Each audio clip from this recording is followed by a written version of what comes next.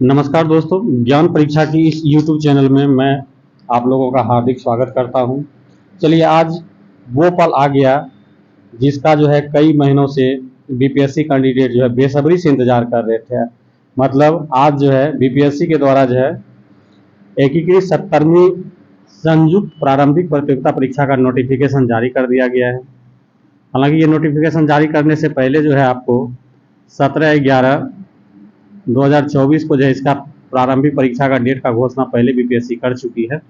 तो चलिए, इस नोटिफिकेशन में कई महत्वपूर्ण बदलाव किया गया है और उस बदलाव को जानना जो है सभी अभ्यर्थियों को, वैसे अभ्यर्थी जो इसमें इच्छुक हैं फॉर्म भरने के लिए, जानना बहुत ही बेहद जरूरी है।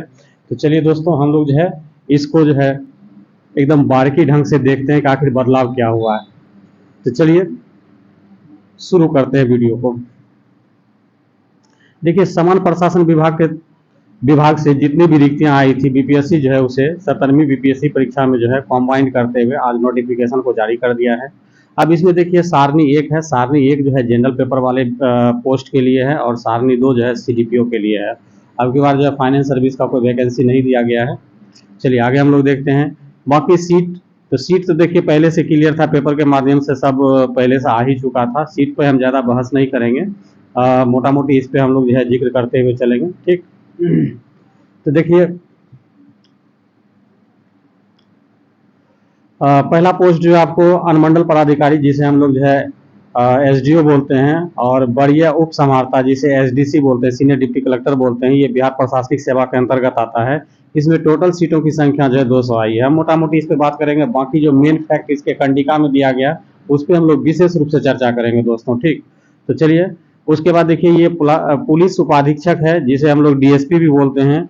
इसकी टोटल सीट जो आई है 136 आई है। टोटल सीट कितनी है? 136 है। और देखिए इसके नीचे जो लिखा हुआ वो महिलाओं के लिए जो है हॉरिजेंटल रिजर्वेशन की बात करता है। मतलब 136 सीट में जो है 43 महिलाएं डीएसपी बनेगी। ठीक, जैसे यहाँ एसडीएम की बात है तो 200 सीट में जो है 67 महिलाएं के लिए ये आरक्षित है। ठीक, जिला समादेष्टा स्टाफ जिसे डिस्ट्रिक्ट कमांडेंट के नाम से जाना जाता है, इसका जो है टोटल 12 पोस्ट आया हुआ है। उसके बाद काराधीक्षक, जिसे हम लोग जेल सुप्रिटेंडेंट के नाम से जानते हैं, इसमें 3 सीट आया हुआ है।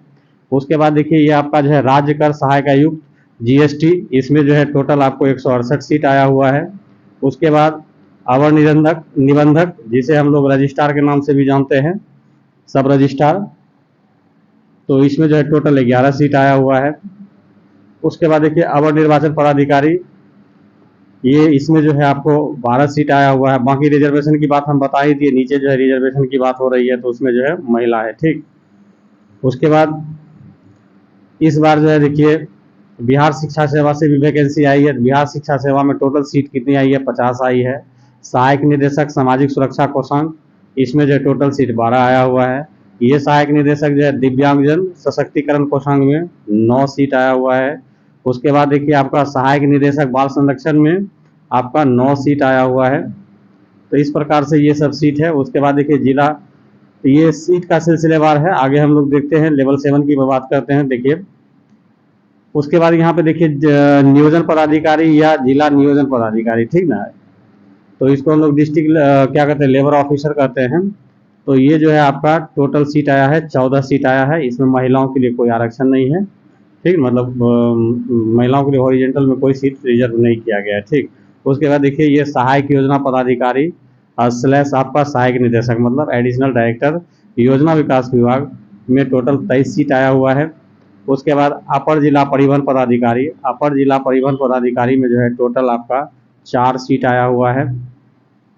उसके बाद नगर कार्यपालक पदाधिकारी में टोटल 59 सीट है, महिलाओं के लिए जो 19 सीट है। ग्रामीण विकास पदाधिकारी, जिसे आरडीओ के नाम से भी जाना जाता है और इसका प्रभार जो एज ए वीडियो होता है, ये काफ़ी मात्रा में दिया गया, 393 सीट है। उसके बाद राजस्व अधिकारी एवं समकक्ष, जिसे बोलचाल की भाषा में हम लोग जो है सीओ भी बोलते हैं, क्योंकि इसको राजस्व अधिकारी को अधिकतर जो है अंचलाधिकारी का प्रभार मिला हुआ है। ठीक, तो इसमें देखिए 287 सीट है। ये दोनों सीट का काफ़ी महत्वपूर्ण रोल है और बहुत ही अच्छी पोस्ट है। चलिए आगे हम लोग चलते हैं। सन प्रवर्तन पदाधिकारी, ये जो है 67 सीट आया हुआ है। और प्रखंड पंचायती राज पदाधिकारी में 83 सीट आया हुआ है। आपूर्ति निरीक्षक में जो है 233 सीट है। उसके बाद प्रखंड अनुसूचित एवं अनुसूचित जनजाति कल्याण पदाधिकारी में जो है टोटल 125 सीट आया हुआ है और प्रखंड अल्पसंख्यक कल्याण पदाधिकारी में 28 सीट है।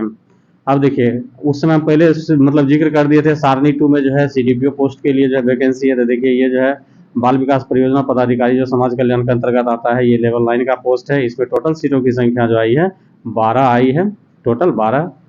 ठीक, इसमें 4 महिलाओं के लिए आरक्षित है। ठीक, आगे हम लोग आगे बढ़ते हैं।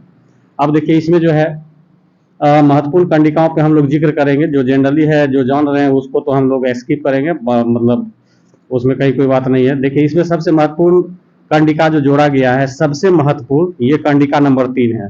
देखिए कह रहा उक्त विज्ञापन के लिए भरे गए आवेदनों की संख्या के आधार पर प्रारंभिक परीक्षा एक से अधिक पालियों में थी। ये तो होता ही, ये जनरली बहुत दिन से जो है ये बंद था, जो कि एक ही बार में जो है पीटी परीक्षा हो जाती थी। तो मतलब बोला जा रहा है कि अगर आवेदनों की संख्या अगर ज़्यादा होता है तो प्रारंभिक परीक्षाओं का जो है पालियां जो है एक से अधिक हो सकती है। लेकिन इसका दूसरा स्लैश पार्ट में जो कह रहा है एक से अधिक सेट में आयोजित की जा सकती है। ये हालांकि बीपीएससी में पहले से निकल के आ रही थी, मगर इस कंडिका में जो है क्लियर कर दिया गया है। तो कहने का मतलब जो पहले से चर्चा में चल रही थी बात, वही बात यहाँ पे लिखाया है। तो कहने का मतलब जो पहले चल रही थी कि 4 सेट में क्वेश्चन बन सकती है, तो अब ये श्योर हो जाइए कि 4 सेट में क्वेश्चन बनेगी। ठीक, अर्थात जितने पाली में परीक्षा हो का निर्धारण के मतलब आयोजन किया जाएगा, उतने सेट्स का निर्माण किया जाएगा। जैसे कहने का मतलब अगर 2 सेट्स में 2 पाली में अगर मान लेते हैं परीक्षा हो रही है, एक दिन में 2 पाली हो रहा है तो उसमें 2 सेट, और फिर अगर मान लेते हैं अगले सप्ताह किसी सैटरडे संडे फिर हो रही है 2 पाली में, तो फिर उसमें 2 नया सेट आएगा। मतलब क्वेश्चन की सिमिलरिटी नहीं रहेगी। और दूसरा चीज़ ये भी क्लियर कर दिया है कि अब जो है आपको रिजल्ट जो दिया जाएगा वो अगर 4 सेट बनाता है तो चारों सेट का नॉर्मलाइजेशन के आधार पर जो है रिजल्ट जारी किया करेगा। ठीक, तो देखिए इसमें कंडिका नंबर 3 जो है काफ़ी महत्वपूर्ण था, जिसपे आपको बहुत ज़्यादा ध्यान देना है। ठीक, आगे हम लोग बढ़ते हैं। बाकी देखिए 4 उतना कोई महत्वपूर्ण बात नहीं है। आगे हम लोग बढ़ते हैं। ये सब शैक्षणिक योग्यता आप लोग पहले से जान रहे हैं, कहीं कोई दिक्कत। हम बाल विकास परियोजना में थोड़ा सा हम डिस्कस कर देते हैं। ये थोड़ा सा कन्फ्यूजनल यहाँ लैंग्वेज लिखा है, तो इसको हम क्लियर कर दे रहे हैं। देखिए 17वीं संयुक्त प्रारंभिक प्रतियोगिता परीक्षा में करा मान्यता प्राप्त विश्वविद्यालय से स्नातक होना चाहिए, इसके इक्विवेलेंट होना चाहिए। ये तो क्लियर है, कहीं कोई दिक्कत, मतलब आप जो है किसी भी मान्यता प्राप्त यूनिवर्सिटी से जो है ग्रेजुएट होना आपको जरूरी है। क्लियर।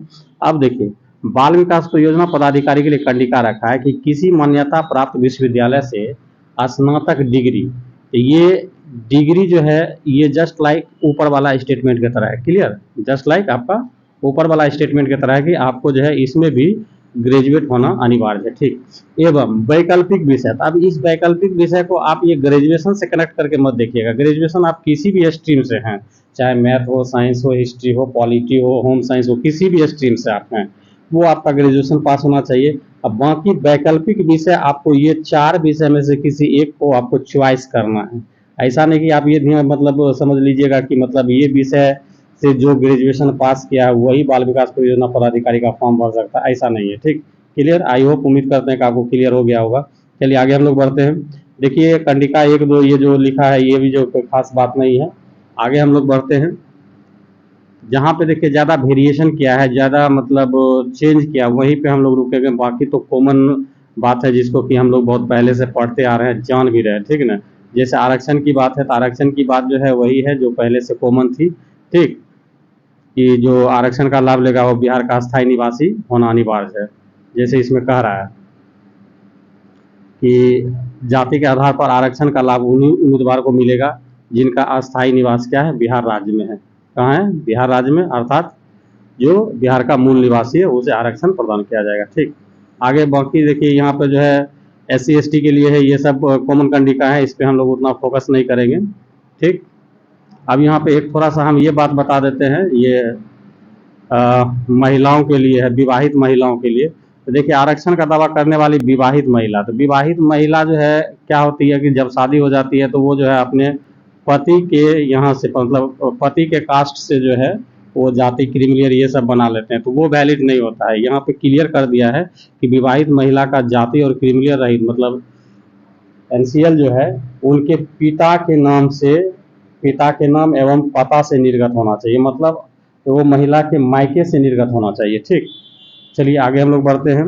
बाकी देखिए ये आपका जो है ईडब्ल्यूएस के लिए डी नंबर में जो है ईडब्ल्यूएस के लिए जो है 10% का आरक्षण की बात कहा, ये कॉमन है, ये आप लोग पहले से जान रहे हैं, इस पर ज़्यादा हम लोग टाइम नहीं लेंगे। बाकी आगे हम लोग चलते हैं। ये भी कोई खास बात नहीं है, ये कॉर्ड दिया हुआ है, इस पर भी हम लोग उतना फोकस नहीं करेंगे।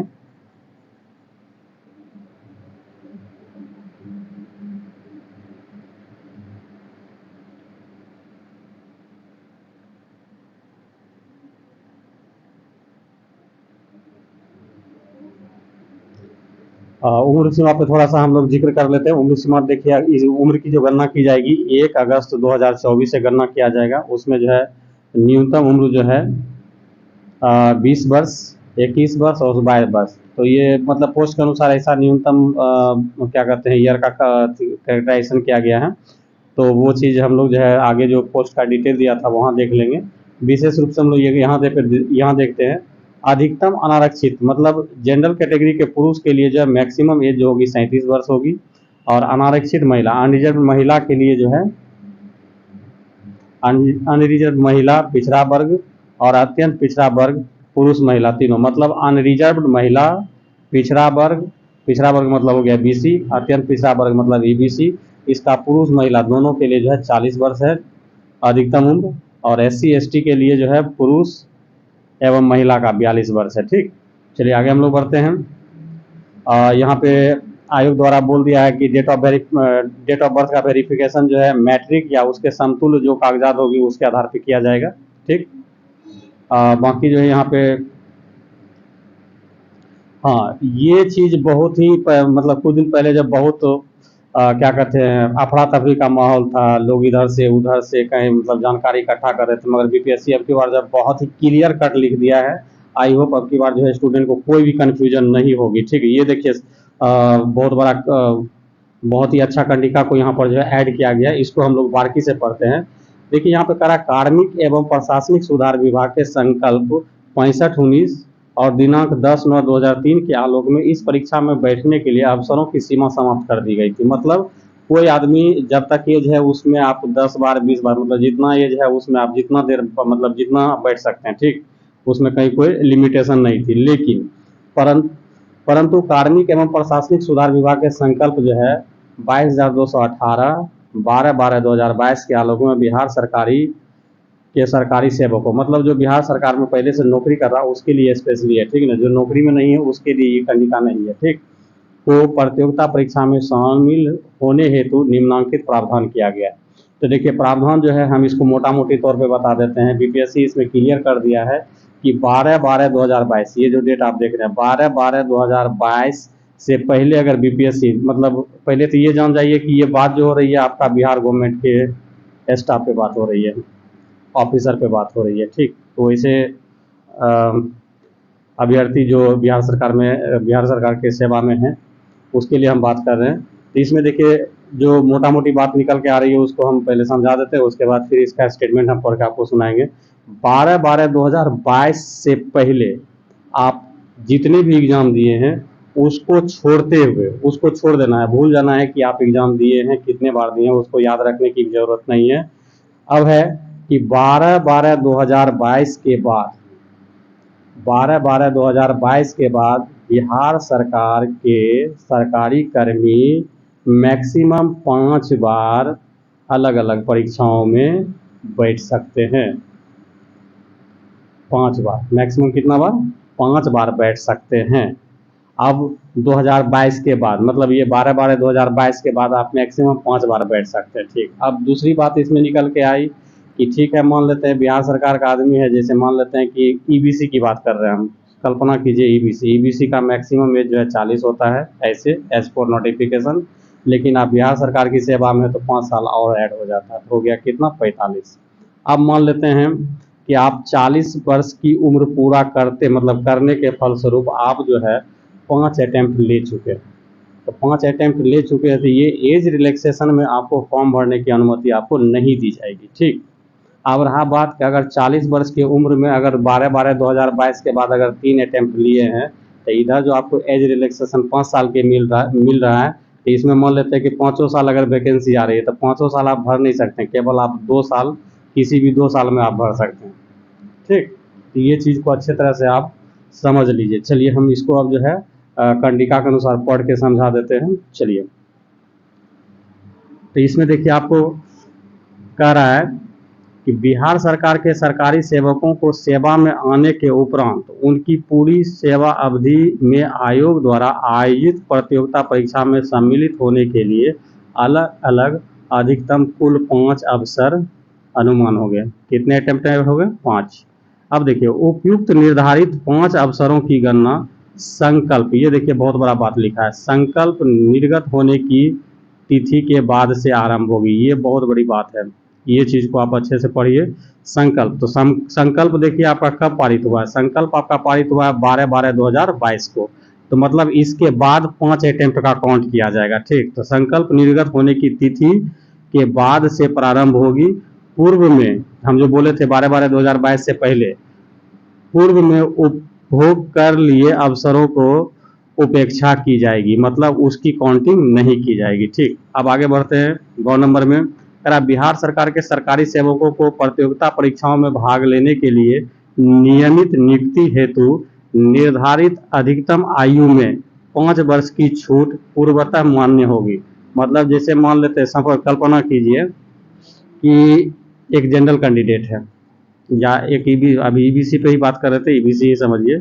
ईबीसी का जो है एज फॉर नोटिफिकेशन 40 है, उसमें एज रिलैक्सेशन मिलेगा तो 5 हो जाएगा। टोटल उम्र उसका कितना हो गया? 45, मतलब 45 वर्ष की उम्र तक जो है वो परीक्षा दे सकता है। लेकिन अब इसमें कंडीशन देखिएगा, अधिकतम आयु 5 वर्ष की छूट अनुमान है, तो 5 वर्ष तो दे दिया। अब करा, परंतु उक्त आयु की सीमा की छूट की अवधि में प्रतियोगिता परीक्षा में शामिल होने की अनुमति तभी दी जा सकेगी जब उनके द्वारा तब तक अधिकतम 5 अवसरों का उपभोग नहीं किया गया हो। एकदम कट एंड क्लियर लिखा है, इसको अच्छे से हम तो मतलब पूरा कोशिश किया आपको समझा देने का। अगर फिर भी अगर दिक्कत हो तो आप कमेंट करके हमसे पूछ सकते हैं, कहीं कोई दिक्कत नहीं है। ठीक, चलिए आगे हम लोग बढ़ते हैं। ये बहुत बड़ा चेंजिंग था, इसके लेके विद्यार्थी बहुत सारे मतलब कंफ्यूज थे, तो ये अब के बाद बीपीएससी के द्वारा बहुत बड़ा काम किया गया है और अच्छे से इसको क्लियर कर दिया गया। तो ये बहुत बड़ा बदलाव था।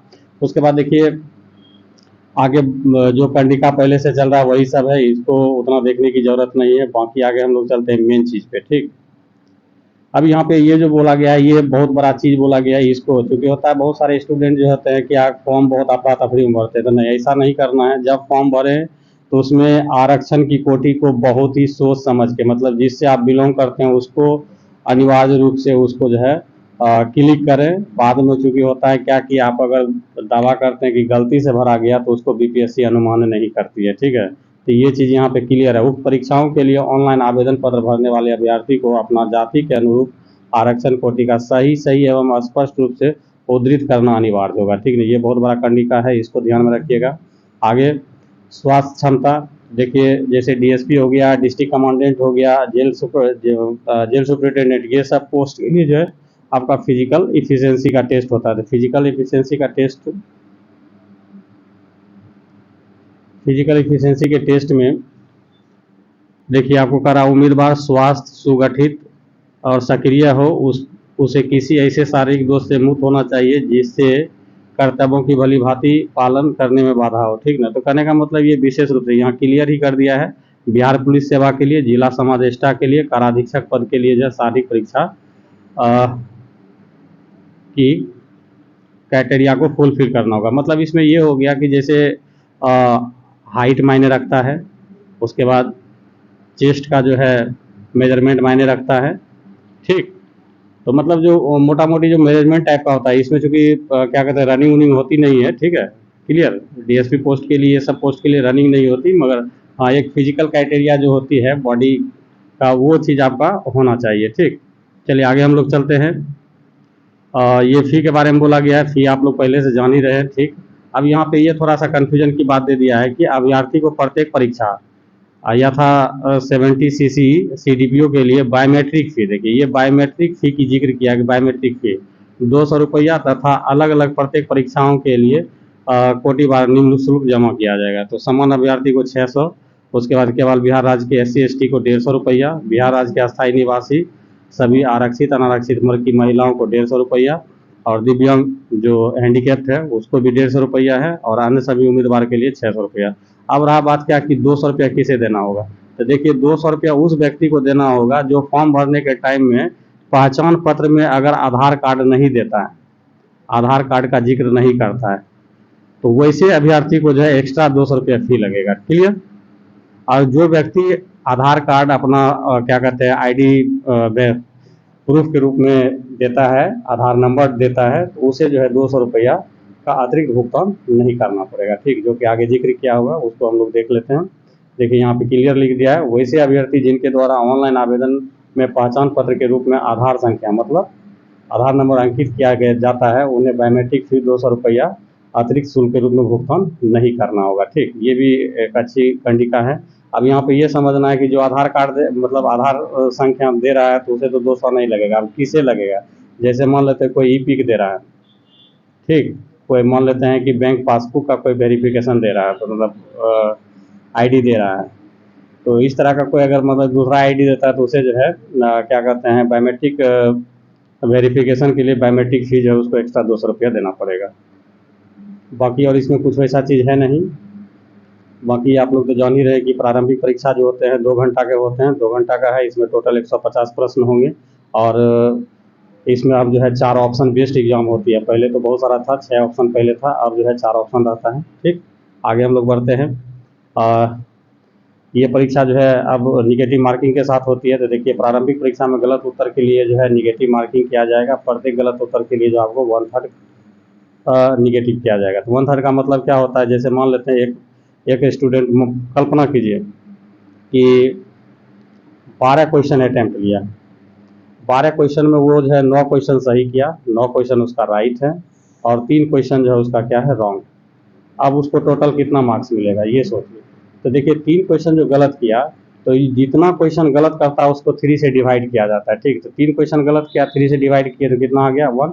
मतलब ये टोटल अटेम्प्टेड क्वेश्चन में 1 मार्क्स उसका क्या होगा, घटेगा। मतलब अटेम्प्टेड नहीं कहा जाए, राइट क्वेश्चन में से 1 घट जाएगा। तो मतलब 9 राइट हो रहा था, चूंकि 9 मार्क्स उसको मिलना चाहिए था, लेकिन 3 क्वेश्चन गलत किया क्योंकि 12 अटेम्प्ट लिया है।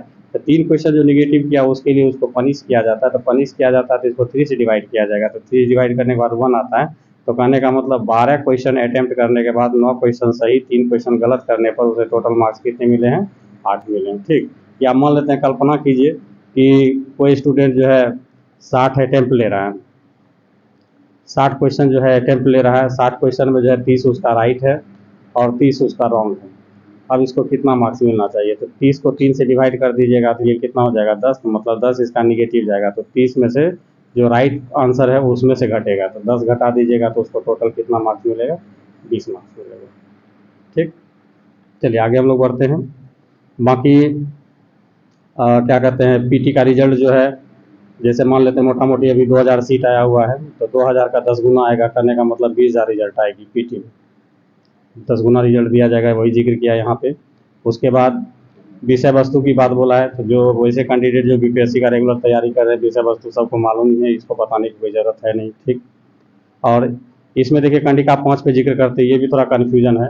ये देखिए जो होता है न्यूनतम मार्क्स है, ठीक ना। कहने का मतलब है, देखिए प्रारंभिक परीक्षा में उत्तीर्णता अनिवार्य होगी। इसके लिए जो कार्मिक एवं प्रशासनिक सुधार विभाग बिहार के संकल्प 2374 16/7/2007 एवं समान प्रशासन विभाग बिहार के संकल्प इतना इतना के द्वारा प्रारंभिक परीक्षा में सामान्य वर्ग के लिए 40%, पिछड़ा वर्ग के लिए 36.5% और अत्यंत पिछड़ा के लिए 34% और SC/ST के लिए 32%।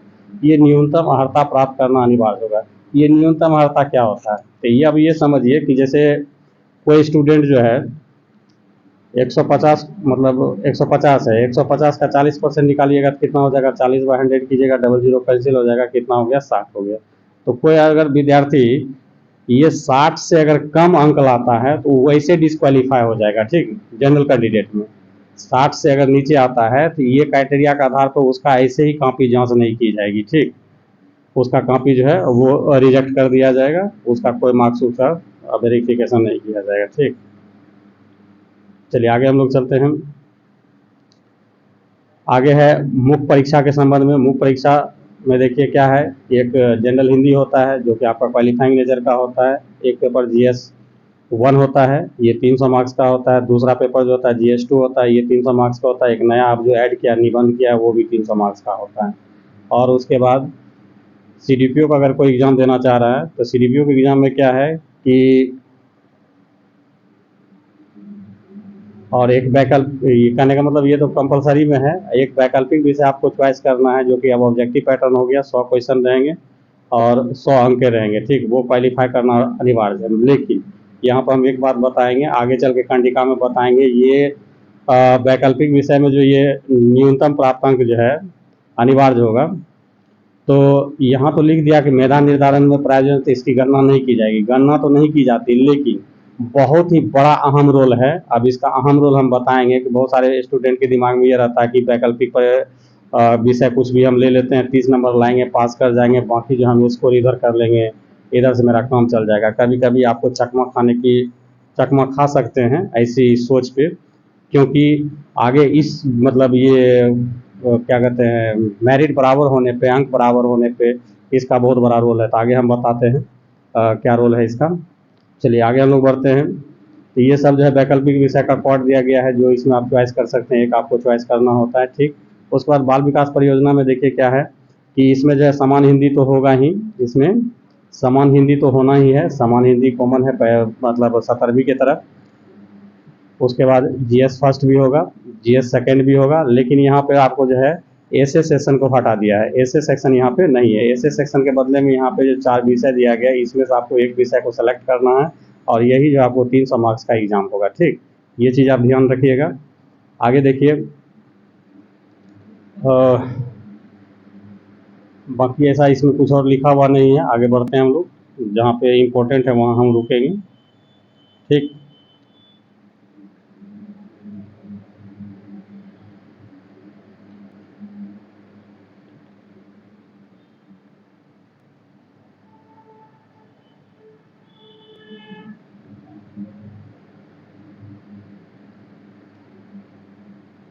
हाँ, अभी जो बात हम बोल रहे थे वो ये कंडिका है, इस पे हम लोग जिक्र कर लेते हैं, बहुत ही ज़बरदस्त कंडिका है और हो सकता है यहाँ से आपको जो है थोड़ा सा संभलने का मौका मिल जाए। देखिए कह रहा अंतिम मेधा सूची जिसमें मेरिट लिस्ट बनेगा उसमें अगर समान प्राप्त अंक होने की स्थिति में जिस उम्मीदवार को मुख्य लिखित परीक्षा में अधिक अंक प्राप्त है उससे मेधा क्रमांक में ऊपर रखे जाएंगे। ये तो क्लियर बात है कि भाई कोई 300 नंबर ला रहा है, कोई 350 नंबर ला रहा है, 300 की बात नहीं करें, शोभा नहीं देता है। मान लेते हैं कि कोई 550 नंबर ला रहा है, कोई 565 नंबर ला रहा है, तो ऑब्वियसली इसका रैंक जो है कहाँ होना चाहिए, ऊपर होना चाहिए, ठीक। मगर अब किसी कारण से अगर टाई कर जाता है, दो विद्यार्थी 550 और 550 ले आता है, अब किसका रैंक ऊपर जाएगा, किसका रैंक नीचे जाएगा, तो देखिए ये चीज़ का रोल जो है जबरदस्त यहाँ पे बताया गया है। मुख्य लिखित परीक्षा में प्राप्तांक समान होने की स्थिति में, जब दो कैंडिडेट का जो है प्राप्तांक क्या हो जाएगा, समान हो जाएगा, तो देखिए यहीं पे लिखा हुआ वैकल्पिक विषय के प्राप्तांक के अनुसार मेधा क्रम निर्धारित किया जाएगा। ये देखिए वैसे स्टूडेंट जो वैकल्पिक विषय में ये दिमाग में रखते हैं कि 30 नंबर लाएंगे पास हो जाएगा, कहानी खत्म। हो सकता है अगर आपका जो है नंबर जो है स्टूडेंट के साथ टाई कर जाए सेम कैटेगरी में, उस समय आपको जो है मुंह के बल गिरना पड़ सकता है, ठीक। तो ये चीज़, ये सोच को हटा देना है। तो कह रहा वैकल्पिक विषय के प्राप्तांक के अनुसार मेधा क्रम निर्धारित किया जाएगा। तब वैकल्पिक मतलब कोई मान लेते हैं कैंडिडेट ज्योग्राफी लिया है और ज्योग्राफी में दो कैंडिडेट ए और बी है, एक जो है मान लेते हैं इसमें 60 नंबर लाया, एक विद्यार्थी जो है 30 नंबर लाया, वैकल्पिक की बात कर रहे हैं, और टोटल रिटर्न एग्जाम में दोनों जो है 550 और 550 लाया। अब मेरिट लिस्ट में कौन ऊपर जाएगा, तो देखिए चूंकि मार्क्स वो समान है इसलिए 60 अंक जिसका वैकल्पिक में ज़्यादा है उसका रैंक क्या होगा, ये बी वाला से ऊपर चला जाएगा, ठीक। इसलिए वैकल्पिक को भी थोड़ा सा अच्छे से पढ़ लेना है कि मार्क्स रहेगा तो वो आपको कहीं ना कहीं फ़ायदा ही देगा, ठीक। अब दूसरा चीज़ है, ये तो हो गया वैकल्पिक, मतलब पहला कंडीशन है कि जब नंबर टाई कर जाएगा, बराबर हो जाएगा, तो पहले वैकल्पिक विषय के प्राप्तांक पर मेधाक्रम निर्धारित किया जाएगा। अगर इससे भी क्लियर नहीं होता है, जैसे वैकल्पिक विषय के प्राप्तांक भी अगर समान हो जाता है, वो भी अगर मान लेते हैं दोनों बराबर बराबर लाता है, तब उम्मीदवार के जन्म तिथि के आधार पर जो है क्या कहते हैं, जन्म तिथि के आधार पर अधिक उम्र वाले को जो है वरीयता दी जाती है, ठीक, ऊपर रखा जाता है।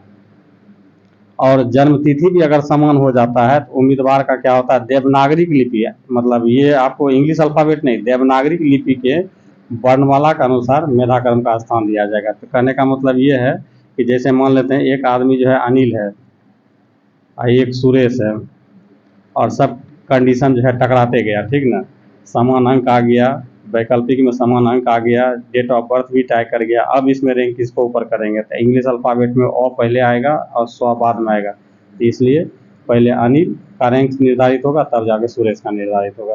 तो ये देखिए कंडिका महत्वपूर्ण है, इसको आप लोग अच्छे से पढ़िएगा। हम मोटा मोटी तौर पे समझा दिए हैं, बाकी इसमें वैसा कुछ है नहीं, ठीक। और लास्ट में हम यही कहेंगे कि ऑनलाइन आवेदन प्रारंभ की तिथि जो है 28/9 मतलब 28 सितंबर 2024 रखा गया, और लास्ट डेट जो है 18 अक्टूबर 2024 से है। और एग्ज़ाम का डेट आपको हम फिर से यहाँ पे क्लियर कर देते हैं, 17/11/2024 को जो है बीपीएससी के द्वारा पहले से नोटिफिकेशन के माध्यम से सभी कैंडिडेट को सूचित कर दिया गया है। इसलिए अब यहाँ से जो है फॉर्म को सबसे पहला आपका स्टेज होता है कि फॉर्म को अच्छे ढंग से भरना। अगर यहीं आप अगर गलती करते हैं तो पहला स्टेज पे ही आप जो है फॉल कर जाएंगे, तो फिर आगे एग्ज़ाम में क्या लड़ाई करेंगे पता नहीं, ठीक। इसलिए सबसे पहले जो है अच्छे ढंग से शांतिपूर्ण ढंग से आप क्या करें, फॉर्म को भरें, और फॉर्म भरने के बाद फिर एकदम अच्छे मन से तैयारी में लग जाएं। तो आई होप, उम्मीद करते हैं कि वीडियो अच्छा लगा होगा, और आपके साथ जो भी सहयोगी फॉर्म मतलब बीपीएससी की तैयारी कर रहे हैं उसे ये वीडियो ज़रूर शेयर करें, ताकि जो माइंड मतलब करने का मतलब छोटी मोटी गलतियाँ होने की संभावना है वो इसे देख के जो है बच जाएं। तो चलिए दोस्तों, आज की वीडियो में इतना ही।